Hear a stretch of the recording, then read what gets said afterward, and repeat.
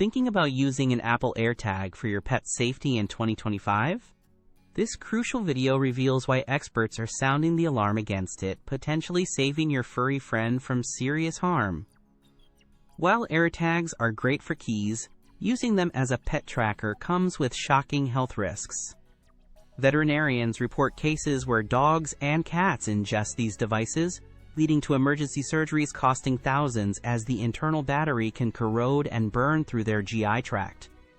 Beyond this dramatic danger, AirTags offer unreliable pet GPS tracking.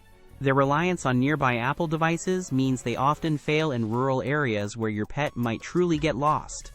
For ultimate dog and cat safety, a microchip is the non-negotiable first step, offering permanent identification if your pet is found.